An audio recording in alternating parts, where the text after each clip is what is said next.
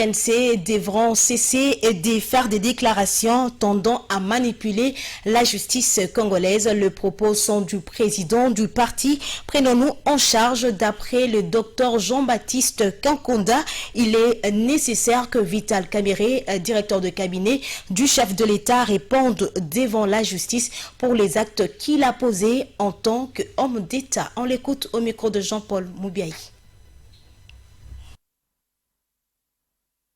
Je vais lancer ces messages à tous les membres de l'UNC pour leur dire que Vital Kamerhe, en tant qu'un homme politique, il n'était pas là en tant qu'un membre de l'UNC. Il a des choses qu'on lui reproche, il a l'obligation de répondre. Et je ne veux pas que l'UNC puisse faire ce qu'on appelle une fuite en avant pour déclarer les choses qu'on a décriées dans le gouvernement passé. Quand vous êtes convoqué par le cours et tribunaux, vous dites que voilà, c'est un acharnement et quoi que ce soit.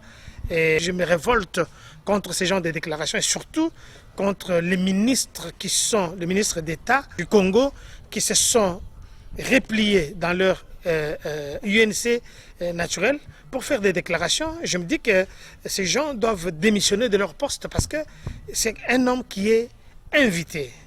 Il y a la différence entre l'invitation, la convocation. Vital Kamerhe doit essayer d'apaiser ses troupes. Ça, c'est une fuite en avant. Il a eu deux rôles importants qu'il a joués et M. Kamerhe doit répondre. C'est quelqu'un que je respecte les combats, mais quand vous êtes cité dans une affaire sale en tant qu'homme d'État, la première des choses, c'est de rendre les tabliers.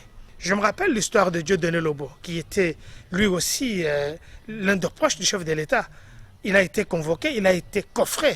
Malgré que la procédure n'a pas été respectée, il est libre. Mais pourquoi on ne doit pas toucher à M. Kamerhe? Pourquoi doit-on essayer de dire que c'est l'UDPS ou bien Tralali, machin, qui sont derrière tout ça?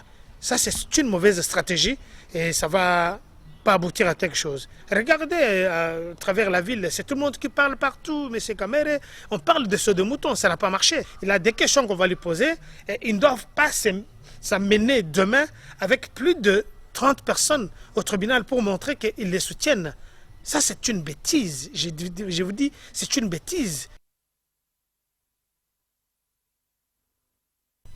L'Union pour la